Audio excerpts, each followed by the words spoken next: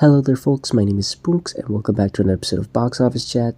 This is the show where I break down the top 5 domestic box office results, see where each movie landed, and see how well each movie did. So let's get started. Number 5 was the re-release of Toy Story, making $3.5 million this weekend, bringing its domestic total to $196 million and its worldwide total to $370 million.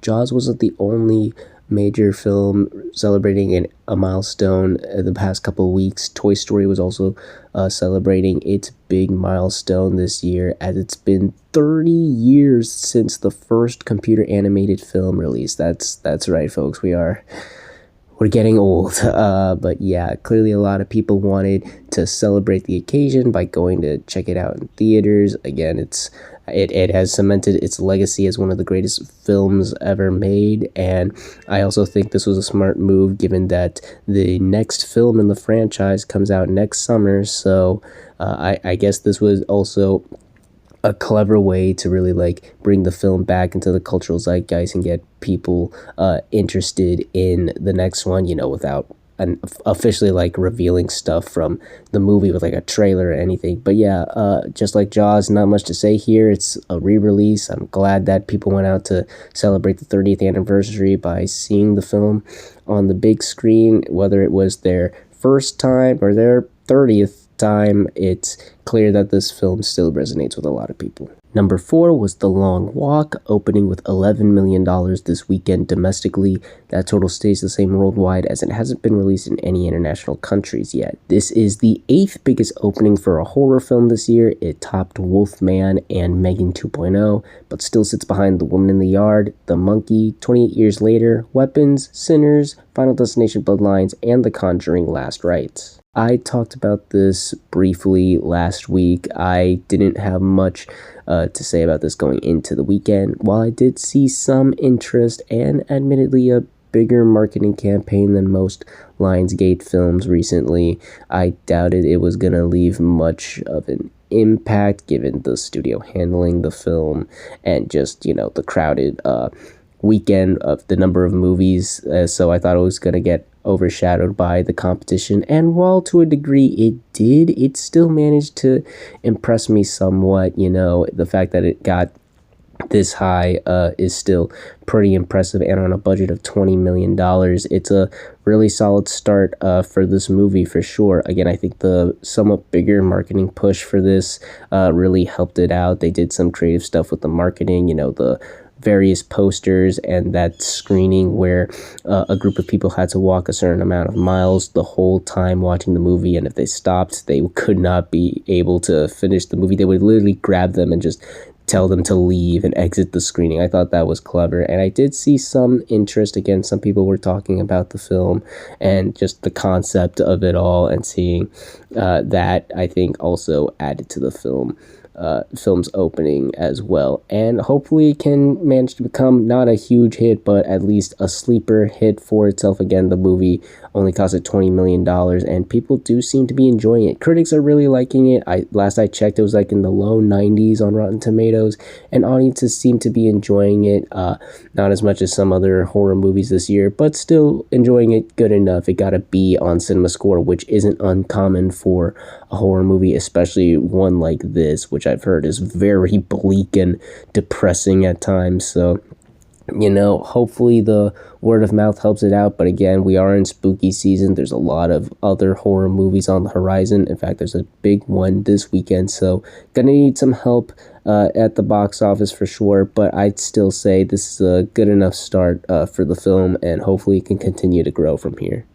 Number 3 was Downton Abbey, the grand finale, opening with $18 million this weekend domestically and $30 million worldwide.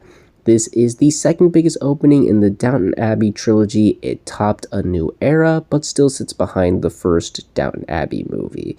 Like The Long Walk, I briefly mentioned this last week. Again, I didn't see much going into this movie. It was a really crowded weekend, and the last one didn't really do all that well. Given the circumstances, I guess it did all right, but still, compared to the first one, there was a noticeable decline. So I was curious to see if this one was going to really make a difference, and it kind of did. It increased a bit from the second one for sure. I think with this being the final adventure for the Crawleys, I haven't watched the show, but the last major event for the Crawleys, I'm sure that definitely helped out a lot of fans wanting to see the final film with these characters and see how everything wrapped up, and I think the marketing definitely helped with that. I saw some promos and stuff for it here and there, but again, it's still large away from the original, which just really surprised when it came out. Still though, improving on the last film is definitely a good step in the right direction, and on a budget of $50 million, it's already made a majority of that back. I'm sure it'll make the entire budget back by the end of this week. It just has to double that at this point. Again, we'll see where it ends up. I think it's going to be in between, the opening in between the first and the second one. It'll improve over the second one, but not reach the heights of the first one, if you know what I mean. Despite that, word of mouth and reception seems really solid for this one.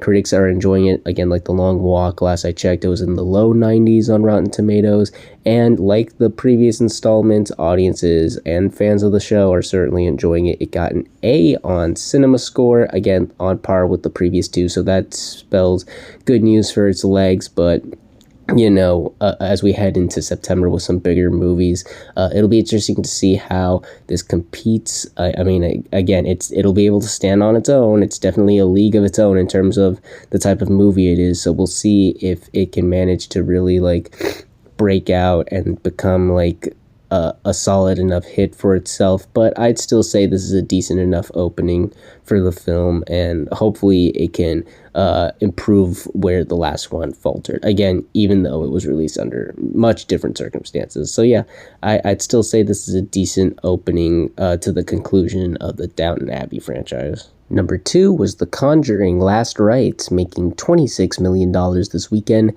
adding to a domestic total of $131 million, and its worldwide total to $332 million. So this movie took a big hit this weekend. After its really surprising opening last week, it fell a lot. It dropped 69% this weekend. That's a devastating blow. Again, after its huge opening, I knew it might fall, but given how big this opening is, it probably won't fall that much. But then again, it is a horror movie, and they tend to have steep drop-offs even if they have really successful openings, and the reception toward the film was a bit mixed. Again, in the mainline Conjuring franchise, many people felt it was one of the weaker ones, but still, to see it drop this much was really, really surprising. Still though, I don't think it affects the performance on the movie that much, as the film has already been so successful. As I said with Weapons, if this was the final total for the film, it would have been excellent and strong. But we're just on this movie's second weekend, and the movie is still it's already made this much money. That is insane. It's been reported that this movie's on its way to become the third horror film ever to make $500 million worldwide. That is just insane to think about, that this franchise has reached this level of popularity, that it's gonna cement itself in box office history as one of the few horror films to surpass the milestone. Obviously, it's already the biggest horror film of the year. It surpassed Sinners and Final Destination worldwide. Domestically, given the drop-off, I doubt it's gonna reach Sinners, but second place wouldn't be so bad. Again, given how we're already seeing it surpass the majority of horror films this year domestically, second place is nothing to sneeze about, especially when the movie's making this much alone. So yeah, despite huge drop-off, again, that's definitely concerning, something to take note of. If it keeps facing these drop-offs, then yes, it's gonna be a problem. But if it's able to bounce back from this, which I think it will. Again, I still think there's a lot of interest with this franchise, and I still see people curious and excited to go and see it. Then I think the movie will still do just fine. Even though, let's face it, it's made all the money it really needed to. But yeah, still, despite a huge drop off, The Conjuring: The Last Rites is still headed on a really solid path to victory. And finally, let's end the video off with the number one movie of the weekend, which was Demon Slayer: Infinity Castle, opening with $70 million this weekend domestically, and since it's already been released internationally, it adds to a worldwide total of $386 million. This is the biggest opening for an animated film this year, topping Dogman, The Bad Guys 2, Elio, and The King of Kings, and it's the 10th biggest opening of the year overall. It knocked Mission Impossible: The Final Reckoning out of the top 10, but still sits behind Thunderbolt, How to Train Your Dragon, The Conjuring: Last Rites, Captain America: Brave New World, Jurassic World: Rebirth, Fantastic Four: First Steps, Superman, Lilo and Stitch, and a Minecraft movie. I had a feeling this movie would do really well, but I am even surprised at how big this movie is, because we see with a lot of anime films, they break through the top 5 and they do really well for themselves and set their names and affect the top 5 for sure. But I've never seen something like this with an anime. Usually they're like in the bottom half of the top 5. Not only did this dethrone an already hugely successful horror sequel, but it also set the record for biggest anime opening ever in the States, besting Pokemon the movie, which held the record for since 2000 with $31 million back then. Absolutely insane. I'm aware of Demon Slayer. I know how popular the show is, and seeing as how this is supposed to be the start of a trilogy of films that's set to end the series as a whole, obviously that brought a lot of hype and attention to this movie, and the reception the film has gotten from those who have seen it internationally, the praise and acclaim it's already gotten has been exceptional. The word of mouth has been really strong, and given that it's we're in a bit of a slow patch right now. September's usually like a bit of like the slow patch for movie going. It definitely made the most out of this for sure, and a lot of the fans and maybe even casual moviegoers who are also just casual watchers of the show genuinely wanted to go and see the beginning of the end of it all again. I thought the marketing was solid. I saw some promos and stuff for it, and certainly the buzz was very strong with this one, and people seem to be enjoying it. Again, it's been really well received by fans and critics as well. It's in the mid-90s from what I last remember checking on Rotten Tomatoes, and audiences are loving it too. It got an A on CinemaScore, which is better than the previous films in this franchise, which both got B pluses, so that's a huge improvement. So I definitely think word of mouth will be solid enough with this movie, although a trend we see with most of these anime films is that they have really successful opening weekends, but then they instantly collapse in their second weekend. They are very, very front loaded, so it'll be very interesting to see if this follows the trend or if it genuinely breaks the mold, because I know this was like one of the most anticipated events in anime this year. A lot of people, a lot of anime fans and just fans of the show were really excited and hyped to go and check it out. So it'll be interesting to see if the momentum can sustain itself for a while, or if again it just follows the trend of these films collapsing in their second weekend. Gonna be interesting to see what happens with this film. But still, it's made such a splash for itself, not just domestically, but internationally as well. It's already the second biggest animated film of the year, obviously behind Nudge 2, but it surpassed every animated film made in the States. That's insane to think about. So already made enough money for itself and going to continue to do that.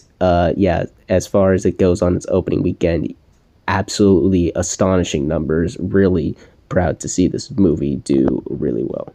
And those were your top 5 domestic box office results for this weekend, but we're not quite done yet as we've got another week ahead of us and new movies hitting theaters. And the big new wide release this weekend, outside of A Big Bold Beautiful Journey, is Him. Yep, that's the title. It's a sports horror film about an aspiring football player who just wants to follow in the footsteps of his hero, but learns that there's a lot of prices to pay if he wants to receive that level of greatness and be on the same level as, well, him. This movie definitely has some interest. I've been seeing people talk about it a lot recently. The trailers have got some people's attention, and I think the marketing has been solid enough. It's been really pushed a lot. I've definitely seen the trailer, that's for sure. And, I think it was a really smart move putting it in September. Not only is it around spooky season, but it's the start of football season. The NFL is back, and a lot of sports fans are getting into the football spirit, So putting it out right now definitely is going to help the movie for sure. The problem is, though, I'm not seeing that buzz and hype that we saw for some other original horror movies this year, stuff like Sinners and Weapons. People are talking about it, people are interested in it, but I'm not seeing that level of hype or buzz where it's just like everybody was like, man, that movie looks so interesting. People are curious, but not like super interested, if you know what I mean. I don't know if that's because the marketing hasn't been as strong as those other movies, or just people aren't as interested as those other prior movies, but I don't know. I don't think it's gonna flop. I don't think it's gonna bomb, but I just doubt it's gonna be what we saw with those horror movies that we've seen earlier this year. But still, I think we're gonna see a solid enough opening. I think there's still enough interest and buzz around the film, and again, the marketing push and coming out right as football season starts, I think is going to help it a lot. Yeah, I'm expecting a good enough opening for this movie, but we'll see how well this movie truly does, as well as the rest of the movies that land in the top 5 on the next Box Office Chat. And that's going to do it for this week's episode of Box Office Chat. What did you all think of the results? Were you satisfied? Unsatisfied? Comment down below and let me know. If you like this video, hit the like button. If you like this channel, hit the subscribe button. Follow me on all those social media links right there. And until next time, everyone, stay sharp.